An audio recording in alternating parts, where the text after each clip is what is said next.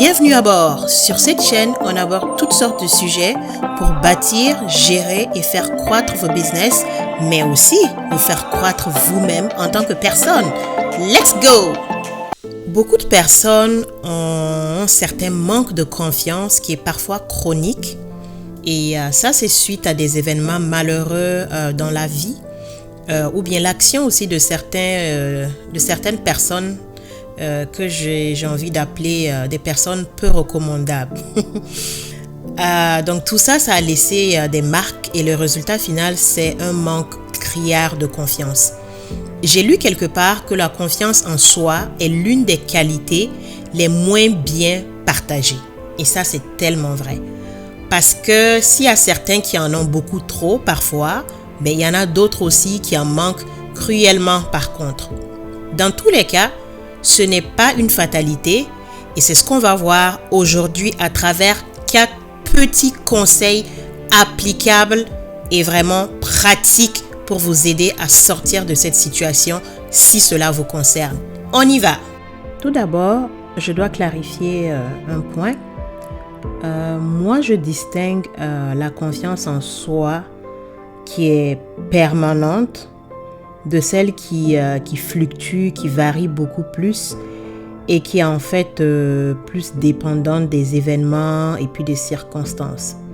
En fait, dans le premier cas, je vois la confiance en soi comme vraiment une caractéristique de la personnalité.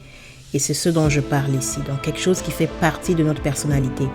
Dans le deuxième cas, par contre, cette confiance en soi la concerne notre efficacité ou disons notre capacité face à une tâche ou bien à un défi spécifique. Donc c'est vraiment situationnel.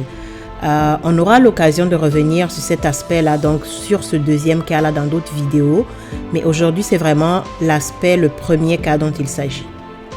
Alors, le premier conseil que j'ai à vous donner, soyez votre premier supporteur, votre premier fan.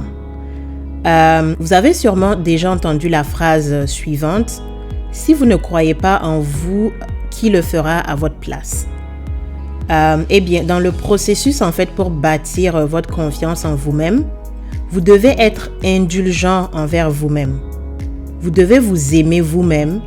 Vous devez en fait être votre meilleur ami et vous traiter comme tel. C'est comme ça que je le vois. Dans les moments difficiles, par exemple, vous vous parlez à vous-même comme si vous étiez en train de parler à quelqu'un d'autre pour l'encourager, pour le réconforter, pour le soutenir. Apprenez à aimer votre corps, aimer votre façon de parler, aimer vos mimiques, aimer votre accent. Moi, c'est des choses que j'ai appliquées vraiment à travers le temps. Je n'aimais pas du tout ma voix, je n'aimais pas mon accent, je n'aimais pas plein de choses dans ma façon de parler, de mouvoir même quand je parle et tout ça. Et j'ai dû vraiment accepter cela, aimer cela. Et ça faisait partie de la façon dont j'ai bâti ma confiance en moi-même. En gros, en fait, aimez-vous à fond, mais évidemment, ne versez pas non plus dans l'égocentrisme ou bien le nombrilisme. Donc, on s'aime vraiment, mais avec des portions. Le deuxième conseil que je peux vous donner, c'est d'avoir des boosters d'humeur quotidiens. Alors, qu'est-ce que je veux dire par là? Vous savez, la vie est pleine de surprises désagréables, de coups durs, d'épreuves, de déserts, d'obstacles. C'est ça la vie. Et toutes ces choses-là, en fait, en général, peuvent venir écorcher votre confiance en vous-même.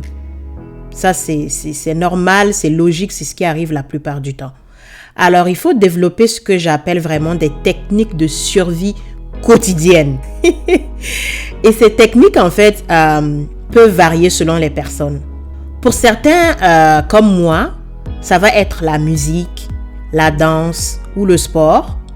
Je suis une passionnée de ces 3 choses-là que je fais quasiment quotidiennement. Le sport, un peu moins, mais la musique et la danse, quand même, je peux dire quotidiennement. Pour d'autres, ça va être par exemple une causerie quotidienne de 10-15 minutes avec leur mère, avec leur père, un conjoint, une ou un meilleur ami. Et pour d'autres encore, ça peut être de respirer profondément et à fond pendant 5 minutes quotidiennement et ça vient vraiment booster leur humeur de façon quotidienne.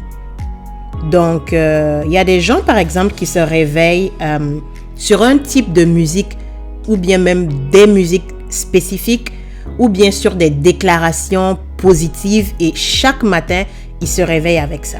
Ça fait partie des boosters aussi d'humeur quotidien. En tout cas, tant que votre booster ne fait pas du mal à autrui, lâchez-vous et boostez-vous. Troisième conseil, c'est de répertorier vos succès passés. Vous savez, on avance en fait dans la vie comme tout le monde et on enregistre des succès de la même façon qu'on enregistre des échecs.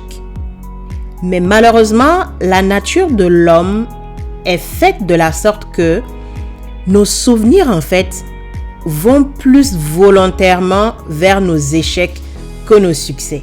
Donc quand on a tendance à se projeter, repartir dans le passé, on va aller se rappeler et puis revoir, vous savez, ce qui n'a pas fonctionné, là où on est tombé, ce qui s'est mal passé, etc.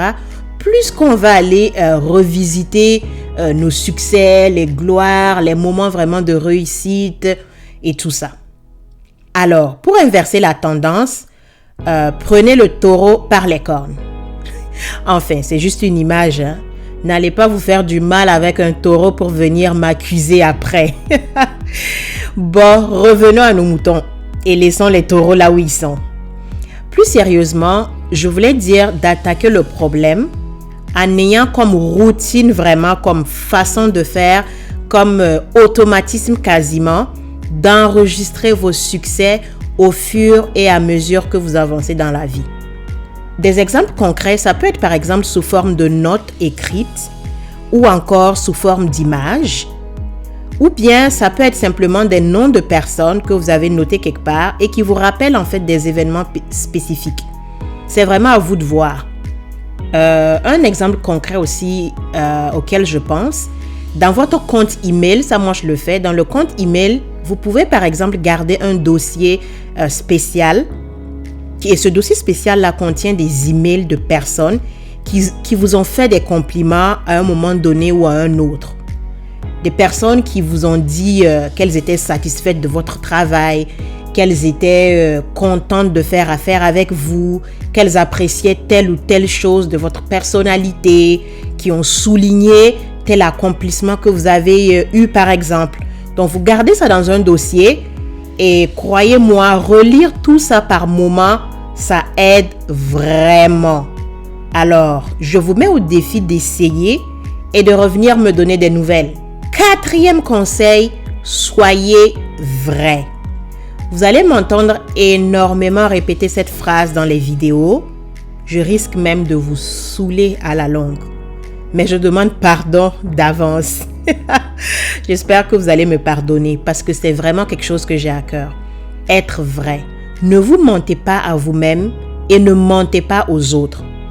Soyez fiers de qui vous êtes avec vos forces et vos faiblesses.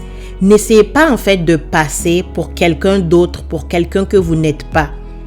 Parce qu'il n'y a personne qui aime le faux. Personne qui aimerait un billet falsifié, qui aimerait des documents falsifiés. Personne n'aime ce qui est faux.